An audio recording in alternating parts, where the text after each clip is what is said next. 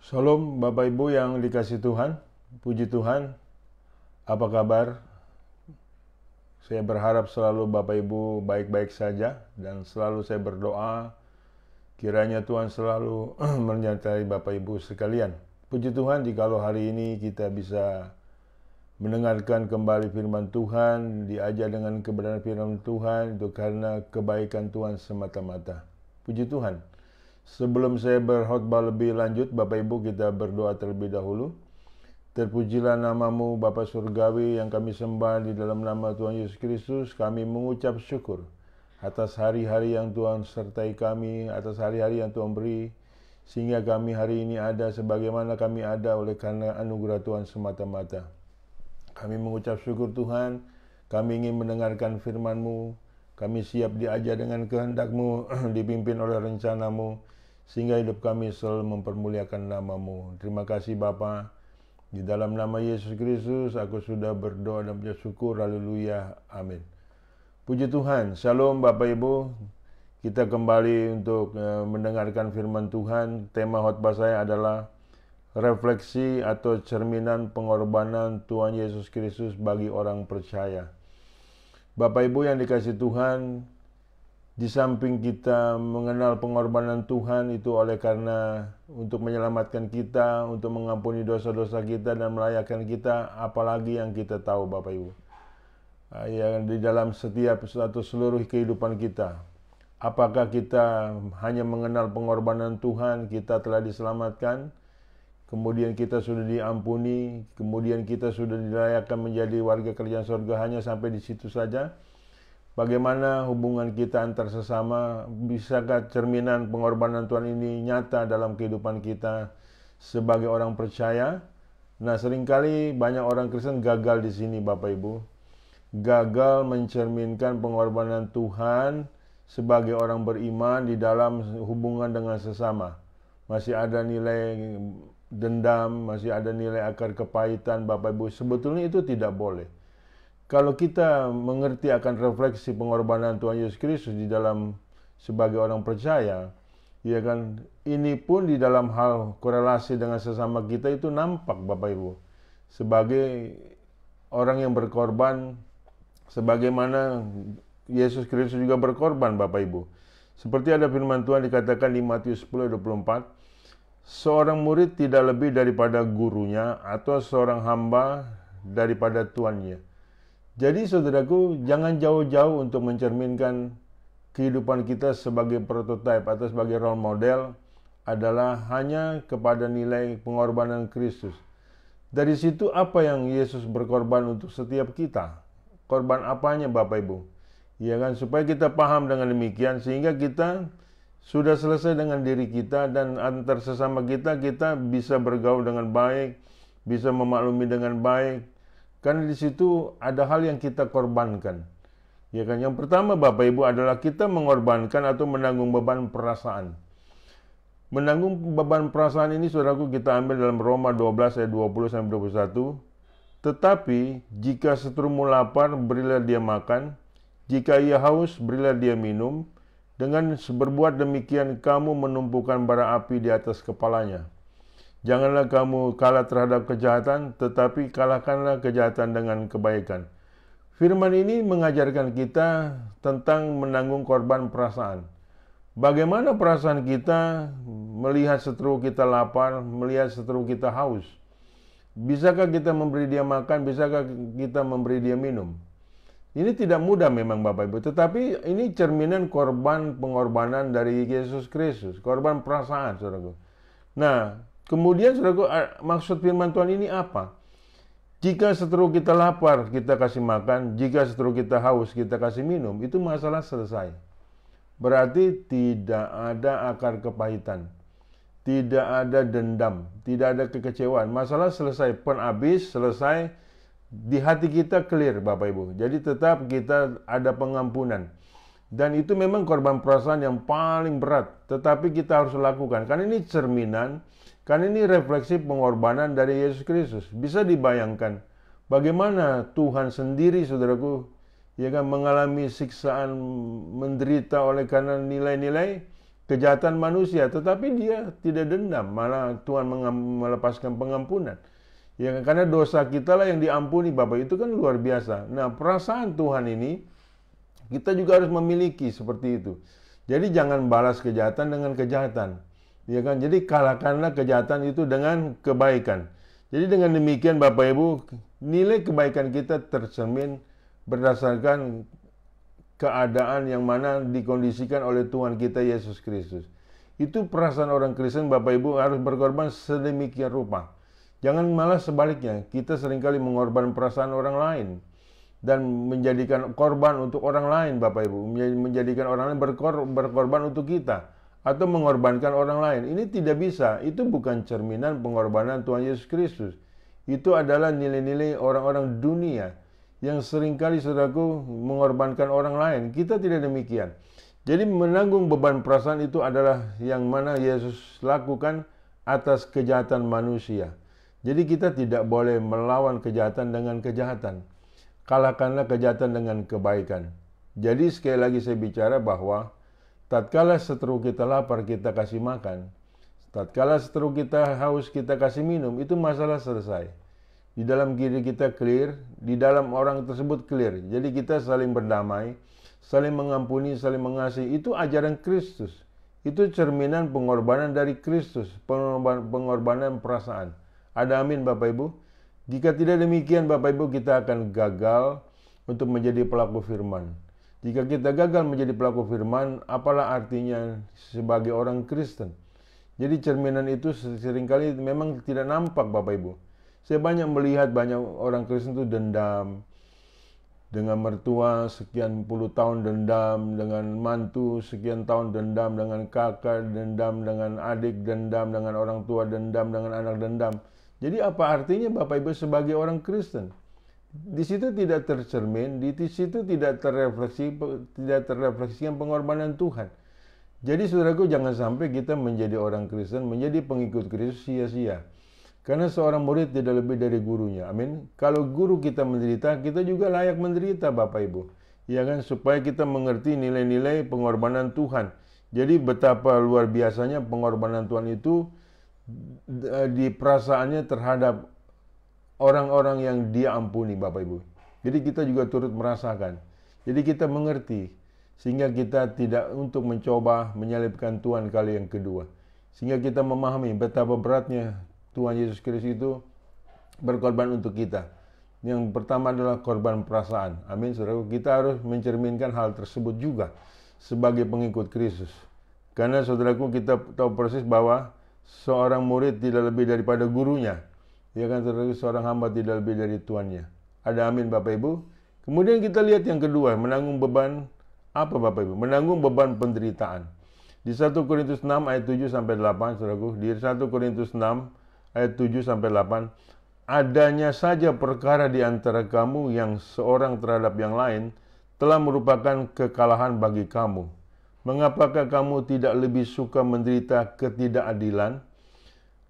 Mengapakah kamu tidak lebih suka dirugikan? Tetapi kamu sendiri melakukan ketidakadilan dan kamu sendiri mendatangkan kerugian, dan hal itu kamu buat terhadap saudara-saudaramu. Saudaraku, saya ulang kembali ayat yang ke-7. Adanya saja perkara di antara kamu yang seorang terhadap yang lain telah merupakan kekalahan bagi kamu. Jadi di sini seringkali kita tidak boleh, Bapak Ibu, menjadi pusat persoalan, menjadi troublemaker, Bapak Ibu. Justru di dalam diri kita, Bapak Ibu, ya kan, kita harus menghindari masalah, kita harus menghindari nilai-nilai keberadaan persoalan-persoalan yang keributan, Bapak Ibu. Jadi saudaraku, seringkali kitalah pembuat onar, kitalah pembuat yang mana orang lain rugi, kitalah yang membuat orang lain dalam ketidakadilan. Bukan kita yang bersedia di dalam kerugian, bukan kita yang bersedia di dalam ketidakadilan. Kita bukan orang bodoh kalau kita melakukan seperti itu, yang seringkali dicap oleh orang-orang non-Kristen.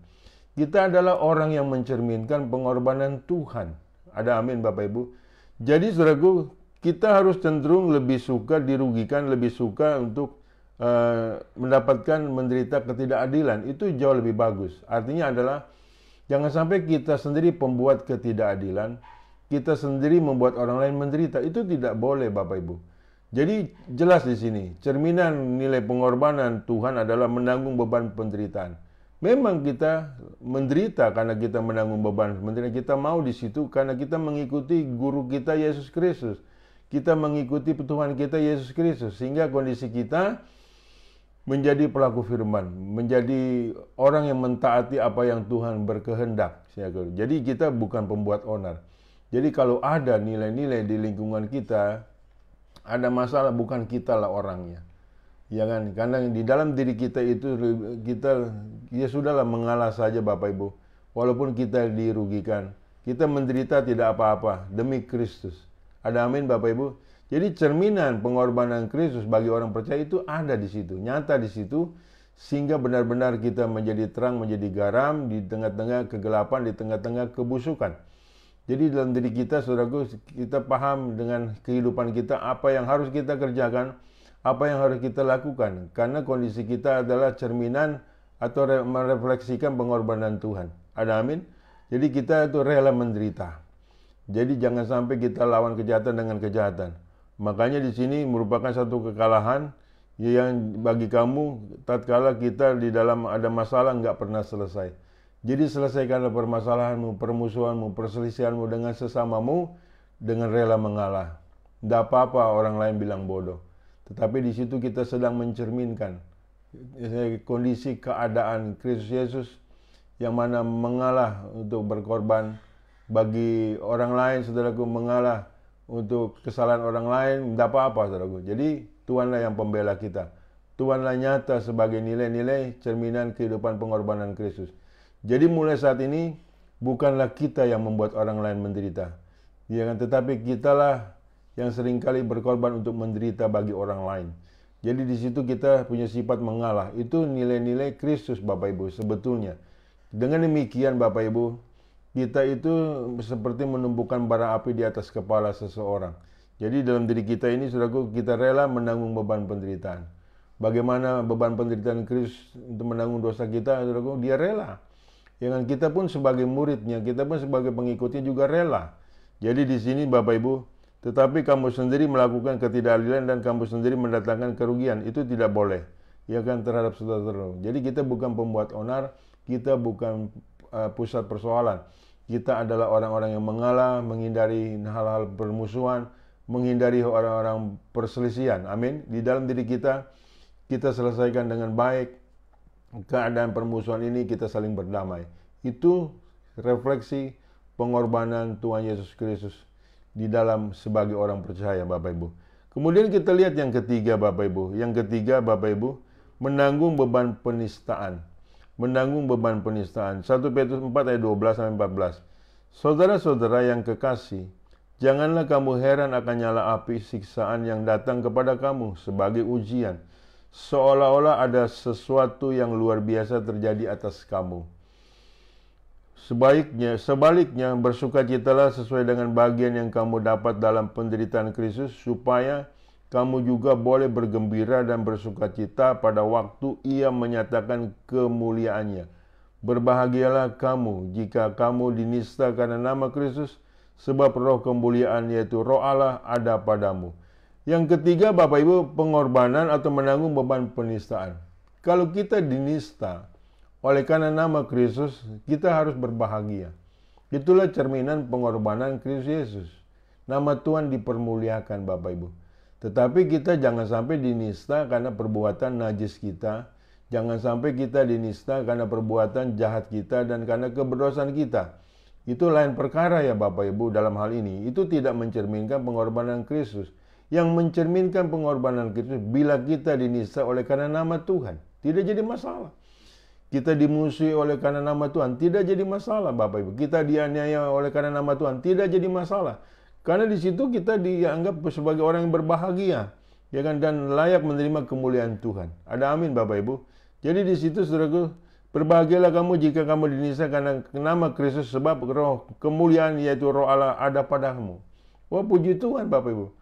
Ya kan, kalau kita di dalam bergaul dengan sesama, kalau sami mawon dengan mereka, ya kan saudaraku, ini perlu dipertanyakan pertumbuhan iman kita Bapak Ibu, kedewasaan iman kita. Seringkali kan kita bergaul orang lain kacau, kita ikut kacau. Orang lain berdosa, kita ikut berdosa. Orang lain berzina, kita ikut berzina. Ya itu apa gunanya iman kita? Ya, iman kita mati Bapak Ibu di situ. Ya kan? Jadi kita sebaliknya melawan arus-arus dunia, melawan arus-arus nilai-nilai keberdosaan. Jadi jika kita dinista, dikucilkan, dikecilkan, dihina segala macam oleh karena nama Kristus, itu yang kita harus bergembira. Ada amin Bapak Ibu? Ya kan, misalnya kita menjadi Kristen, kita punya warisan nggak dikasih, nggak apa-apa, kita berbahagia. Sebab di situ ada roh Kristus, ada roh Allah di dalam diri kita yang nyata-nyata mempermuliakan kita. Ada amin Bapak Ibu? Jadi beban penistaan ini harus kita tanggung Bapak Ibu. Jangan sampai seringkali banyak orang Kristen mengeluh.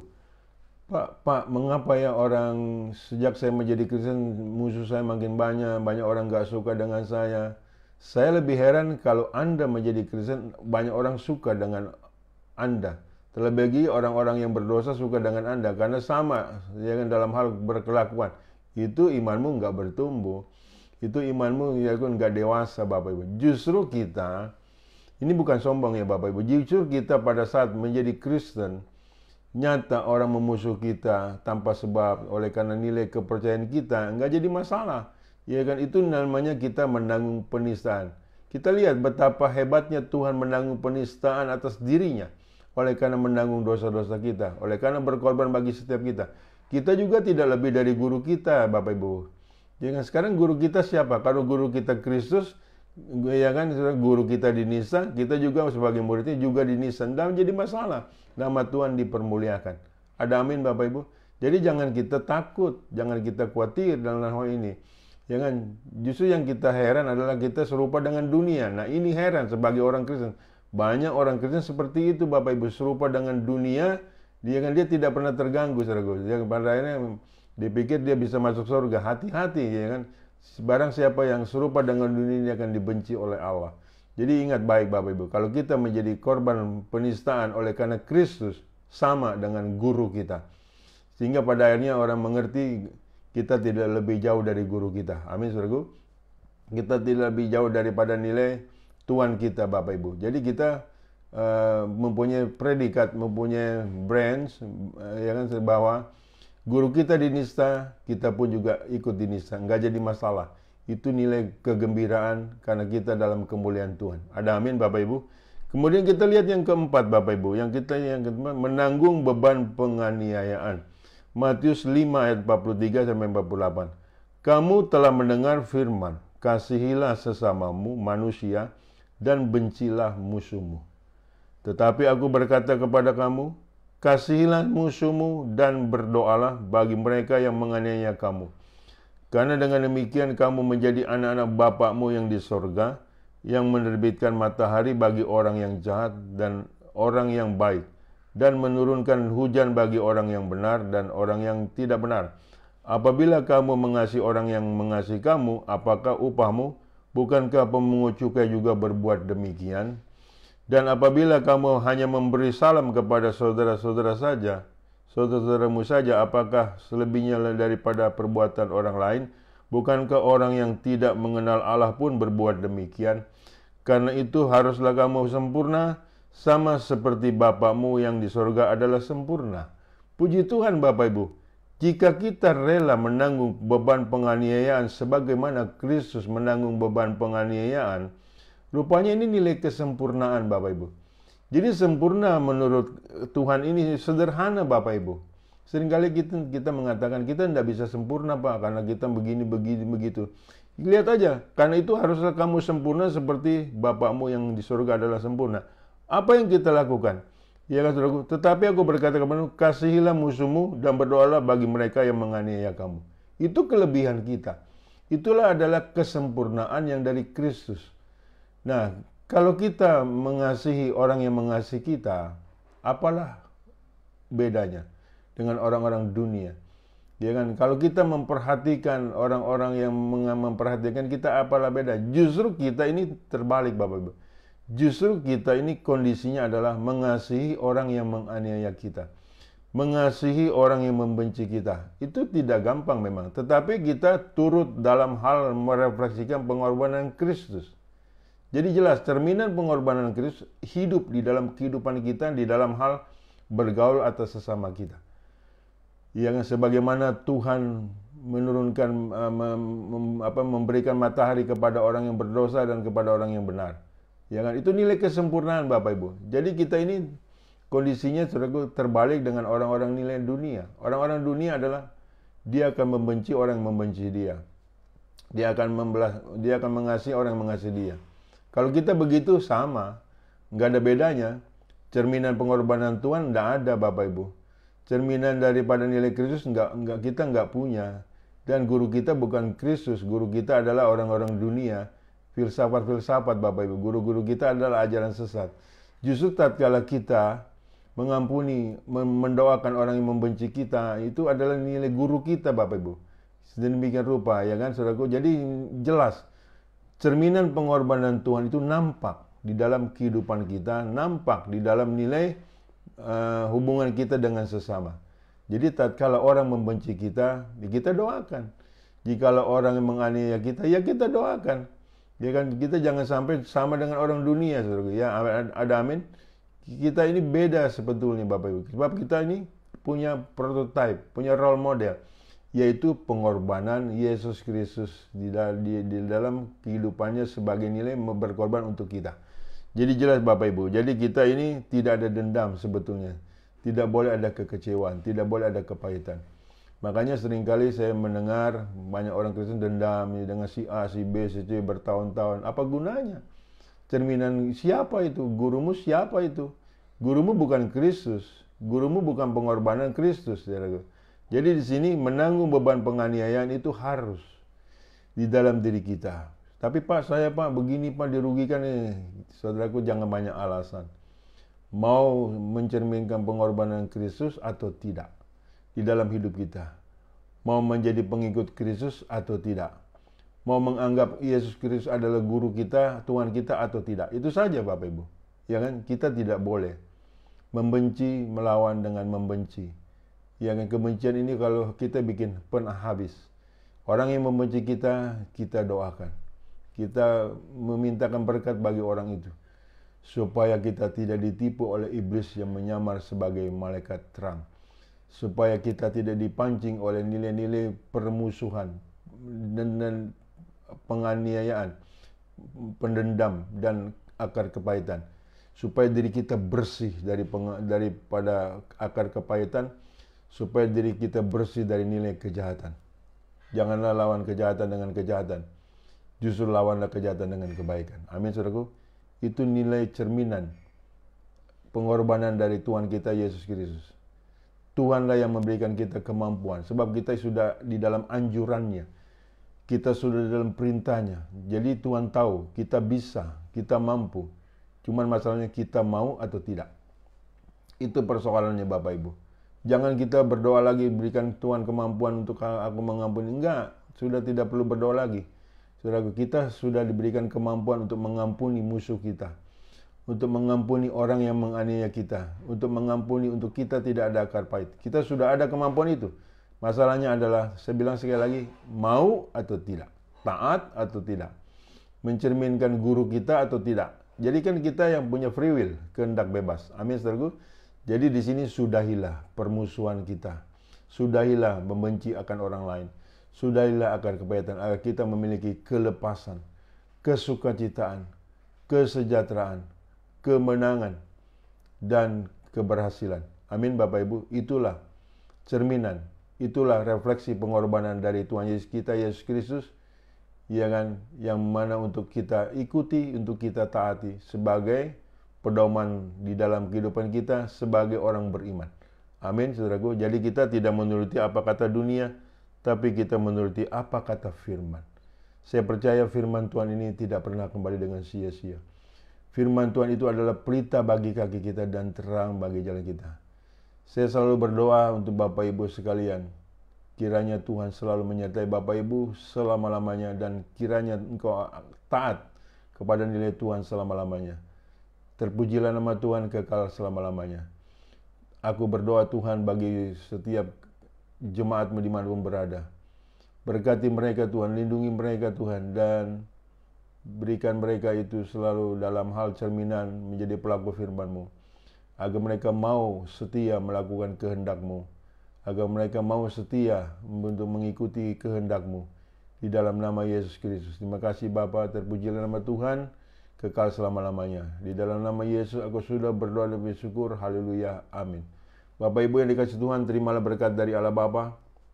Di dalam cinta kasih Tuhan kita Yesus Kristus, di dalam persekutuan dengan Roh Kudus yang selalu menyertai kita, mulai dari saat ini sampai Maranatha, Tuhan datang kali yang kedua menjemput kita dalam kemuliaan-Nya, dan kita pun layak menerima kemuliaan Tuhan dari kekal sampai kekal. Haleluya. Amin.